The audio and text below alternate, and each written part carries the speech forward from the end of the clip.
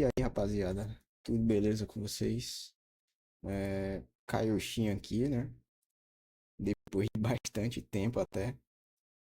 Então, eu tô aqui trazendo esse vídeo para apresentar a vocês, né, minha experiência aí com o Linux CatOS, né? Eu recentemente tenho visto bastante vídeos sobre Linux. Já cheguei a usar antes também, não por vontade própria, né? Mas já cheguei a usar. E despertou a curiosidade, eu resolvi instalar, né? Não como máquina virtual, instalei como instalação base mesmo, no SSD, né? E aí tô testando aqui, acho que já deve ter uns 15 dias testando, mais ou menos, né? E eu tô aqui testando, vocês podem ver que eu tô usando aqui um software, né, de configuração de áudio. Inclusive, só aproveitando aí, caso vocês saibam, né? Meu volume do microfone ele fica abaixando sozinho. Tipo, eu boto em 50, aí eu começo a falar, ele vai abaixando sozinho. Se alguém souber resolver isso, eu acho que seja um problema, não um problema, né? Alguma opção do Linux aí que eu não conheço. Mas enfim, tô trazendo aqui 5 pontos, né, para a gente discutir sobre essa distro em si. Não vou me apegar a outras, né? Por exemplo, o Basite, que muita gente está utilizando. Eu já tentei usar o Basite, só que para mim não deu muito certo. Eu tô aqui com um Xeon 2640 V3, uma RX 580, né? Deixa eu até ver se aparece aqui. Eita, não apareceu não, ficou bugado o console. Mas enfim, agora apareceu, ó. Tá aqui um Xeon 2640 V3, uma RX 580. E não tive uma experiência muito legal de desempenho com o Basite. Mas no CatOS está sendo bem diferente, né? Eu estou utilizando já há alguns dias, como eu disse, e eu até cheguei a personalizar um pouco aqui. O sistema funciona muito bem, não sinto travamentos e tal. Ele roda bem liso, né? Digamos assim. Eu estou aqui gravando, né, em idle. Tem alguns programas abertos, mas nada exagerado. Ele está usando aí 3 GB e 48, né, de memória. Ele jogou até um pouquinho ali pro swap, mas eu acho que é porque eu estava jogando antes, né, o Resident Evil. Mas aí, né, sobre essa questão de personalização, eu achei muito da hora. Tem várias opções aqui de personalização. Você pode colocar a paleta de cores que você quiser. Eu não sei mexer tanto ainda, né? Só coloquei essas duas barrinhas aqui. Se alguém souber, eu quero tirar esse espaçamento aqui, ó. Por exemplo, entre o horário e entre o menu iniciar, né? Eu queria deixar transparente esse espaçamento aqui que está em branco, ó, para ficar mais bonito, né, visualmente. Se alguém souber aí, me fala aí nos comentários, por favor. E aí é isso, você tem uma liberdade, né, bem grande em relação à personalização. Eu achei isso muito massa. E sobre funcionalidade, né, ele funciona muito bem. Tem aqui alguns programas, né, que você já vem instalado. O CatOS ele facilita bastante, porque ele tem aqui, ó, o gestor de software. Eu vou mostrar rapidinho aqui para vocês. Assim que você instala, ele já vem aqui com alguns programas para você baixar e também você pode pesquisar aqui, ó. Eu já instalei alguns aplicativos por aqui também. O próprio CatOS ele já vem com um pacote de auxílio, né, para você ter o maior desempenho possível em jogos. Então aí ele já facilita nessa questão de jogos também, fica bem interessante para você poder utilizar. Aí partindo agora para a questão de adaptação. A adaptação, na verdade, seria mais em questão de instalações, né, de programas e de programas que não têm disponíveis para Linux, né? Por exemplo, lá no Windows eu usava o Voice Meter.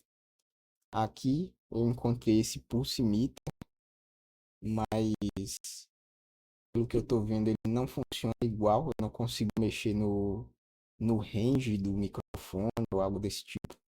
Seria só mais para mexer aqui mesmo no volume, né? Mas assim, no geral, tem vários programas que são compatíveis, né? Por exemplo, o Brave, que é o navegador que eu já utilizava antes. Ele tem aqui para o Linux, tem a própria Steam. A Epic Games não tem, mas tem esse Heroic Games Launcher, que ele funciona muito bem. Apesar dele não pegar, né, o save da Epic. Por exemplo, eu instalei aqui o Tomb Raider outro dia e ele não veio com o save que eu já tinha lá no Windows, né? Então eu acabei perdendo aí o save, mas dá para instalar todos os jogos aqui que você tem na Epic. Dependendo do jogo não vai funcionar, né? Por conta de anti-cheat, eu já vou chegar nessa parte. Mas ainda sobre adaptação, né? Seria isso. Você tem alguns programas que você vai ter que dar uma pesquisada ali para achar algo parecido. Por exemplo, editor de vídeo. Tem aqui o Kdenlive. Eu não cheguei a usar ainda. Eu instalei para usar, né? Nesse vídeo, inclusive. Não sei se vou precisar também. Mas eu vou dar uma testada nele. Pelo que eu vi, né? Alguns vídeos, ele é bem capacitado em questão de edição. Mas dizem que para edição muito avançada ele não é tão bom assim. Eu vou testar ainda, instalei aqui também o GIMP para criar thumbnail, né? Vou me aprofundar ainda nessa parte. É, e aí seria basicamente essa questão de adaptação, né? Você às vezes tem que dar uma pesquisada melhor ali a fundo para conseguir instalar alguma coisa, precisa de algumas dependências. Assim, é bom para quem é curioso, né? Para quem se interessa realmente. Mas para quem só quer chegar ali e instalar para poder usar, aí acaba não sendo muito interessante. Mas eu tô me desafiando, né? A, a descobrir esse tipo de coisa aqui no Linux. E aí, partindo agora para programas essenciais. Sobre programas essenciais, já comentei um pouco antes, mas aqui a gente encontra vários programas que já vem instalado, né? E aí você acaba utilizando como alternativa. Tem calculadora, tem, por exemplo, se você gosta de usar o MS Afterburner para olhar ali o FPS, o uso de CPU, tem o Goverlay, que é vinculado com o Mango HUD, né? Para você ver o desempenho aí dos seus jogos, não só dos jogos, né? Qualquer aplicativo. E aí, eu utilizava antes, né, no Windows, o MS Afterburner para fazer undervolt e curva de fãs na minha RX 580. Aqui a gente tem a alternativa do Lact, né? Tô apresentando aqui os que eu estou usando mais assim, né, para vocês terem uma ideia. Tem aqui o Lact, eu consegui fazer o mesmo undervolt que eu fazia lá no Windows, para a temperatura dar uma amenizada e a mesma curva de fãs e funciona perfeitamente. Não tem nenhum problema de driver crashar ou algo desse tipo. Funciona perfeitamente, assim como funcionava lá no Windows, tá? Apesar de não ser o mesmo programa. Deixa eu ver aqui. Navegador, já comentei, né, com vocês. Bom, programas essenciais é basicamente isso, né? Os jogos. Aí já depende um pouco da camada de compatibilidade, mas a gente vai comentar já já, né? Por quê? Aqui a gente vem com a Steam, certo? Já vem instalado no CatOS a Steam. Eu tava jogando aqui o R4 Remake, como vocês podem ver. E aí, sobre os jogos, na maioria que eu testei, eu tive um desempenho maior, né? Não tão alto assim. Não, não é uma disparidade gigantesca de desempenho, tá? Mas você tem sim um desempenho maior. Isso tratando-se de AMD, né, rapaziada? Porque a Nvidia ela não oferece um suporte tão grande assim para Linux quanto a AMD, né? E aí eu acabei tendo um desempenho melhor aqui. Assim, em alguns jogos o FPS não mudou nada. Só que, por exemplo, aqui no Sparking Zero, que é um jogo que eu jogo de vez em quando, aqui eu tenho muito menos stuttering do que eu tinha lá no Windows. E aí essa questão da camada de compatibilidade, eu não sei se ajuda nisso, em não ter esses stutterings todos usando Proton, né? Aí acaba tendo um desempenho melhor por conta disso. Eu testei aqui também o Code Vein, inclusive vai lançar o 2, né? Ele rodou muito bem, com menos stutterings do que no Windows. Mas agora, como nem tudo são flores, né? O Dragon Ball Xenoverse 2, que eu já acabei falando aqui, que é o meu jogo favorito, apesar de eu não jogar tanto assim mais hoje, ele não funciona por conta do anti-cheat, né? O Easy Anti-Cheat. Tem outros jogos que tem o Easy Anti-Cheat e funcionam, mas o Xenoverse 2 não funciona, ele não abre. Aí eu tive que mudar o caminho aqui do executável para ele executar o arquivo que não inicia com o anti-cheat, né? Então eu estou jogando sem o anti-cheat. Aí eu não consigo jogar online, só single player, offline. É uma pena, mas ainda assim dá para jogar, né? Como eu falei a vocês, tem que dar uma pesquisada em algumas coisas. Aí eu tive que usar esse comandinho aqui. Eu não vou saber explicar esse comando todo, né? Eu não cheguei a pesquisar, mas basicamente ele está alterando aqui para quando eu clicar aqui em jogar, ele iniciar pelo executável que não tem o anti-cheat, né? Aí eu tive esse probleminha com o Xenoverse 2. CS2 roda nativo, então é bem de boa. O desempenho também é interessante, né? Não cheguei a comparar se é melhor ou pior, mas ainda é um desempenho bom. E aí, aproveito já para falar sobre mods, né? Já que a gente está falando aqui de jogos, vou comentar sobre a questão dos mods. Dá para instalar mods, sim, no Linux, só que dependendo do jogo, não vai ter como, não vai funcionar ou vai ficar bugado. Por exemplo, aqui no Resident Evil 4 Remake, eu tinha tentado antes instalar, eu estou usando aqui o Fluffy, né? Que é o mesmo que usa lá no Windows, para poder instalar os mods. E aí, o que é que eu tive que fazer? Eu tive que vir aqui no Proton Plus, né? Aí eu baixei esse Steam Tinker Launch. Isso eu vi em um vídeo no YouTube, tá? Eu posso até deixar aí na descrição depois. Só que é um vídeo gringo. Eu tive que dar uma estudadinha ali para entender. Aí basicamente você instala esse Steam Tinker Launch. E aí, através dele, quando você clica em jogar, ele abre um menu, né, de personalização. Eu vou mostrar aqui rapidinho, só para vocês terem uma ideia do que eu estou falando, tá? Aí, ó. Eu deixei aqui com o Mango HUD, né? Vocês estão vendo. Aí primeiro ele abre o aplicativo de mods. Eu tenho alguns mods aqui instalados. E depois que eu fecho ele, eu instalo os mods que eu quero. Depois que eu fecho ele, ele vai abrir o jogo. E aí os mods funcionam de boa. Não tem bug, não, o jogo não cracha. Assim, dependendo dos mods que você instalou, né? Claro. Os mods que eu estou usando aqui não crashou, né? Tá funcionando beleza. Dá para jogar, o jogo tá com um desempenho muito bom, né? Eu não vou deixar o jogo iniciar aqui. Eu só queria comentar mesmo, tá?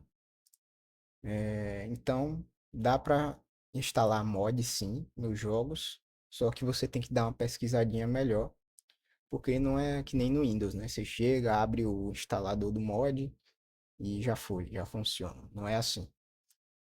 Mas em questão de jogos é isso. Dá para jogar bastante jogos. Se você é fã de Valorant, de LoL ou de, sei lá, jogos que tem anti-cheat, né, no geral, a maioria não vai funcionar. Mas ainda assim você pode pesquisar. Tem um site chamado ProtonDB, né? E lá você consegue ver quais jogos estão sendo compatíveis, né, com o Linux.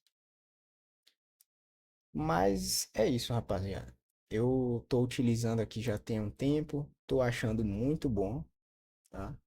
Eu instalei também porque eu queria começar a estudar, né, novamente a parte de programação, né? E aí, sobre isso, né, comentando já, eu estudei um pouco lá em 2021 para 2022 e eu usei o Ubuntu. O Ubuntu é uma outra distribuição Linux que eu achei muito interessante, né, na época que eu estava utilizando lá para programação. É bem da hora. Só que eu não lembro se eu tentei jogar no Ubuntu. Eu realmente não lembro. Porque eu estava usando o Dual Boot, né? Eu ligava o Ubuntu para poder estudar e quando eu ia jogar, eu ligava no Windows, certo? Então acho que eu não tentei jogar no Ubuntu. Mas o desempenho dele era bem da hora também. Não testando em jogos, né? Mas no sistema em si ele não travava, era bem interessante. E aí me despertou essa curiosidade atualmente. Eu acabei vendo uns vídeos aí do 1155 do ET, né? Que ele tá bem hypado aí atualmente, fazendo alguns vídeos e salvando alguns PCs, né, com o Linux. E aí é isso. Eu acabei instalando aqui, tô gostando bastante. Se você tem interesse, né, em utilizar o Linux, eu recomendo que você teste, né?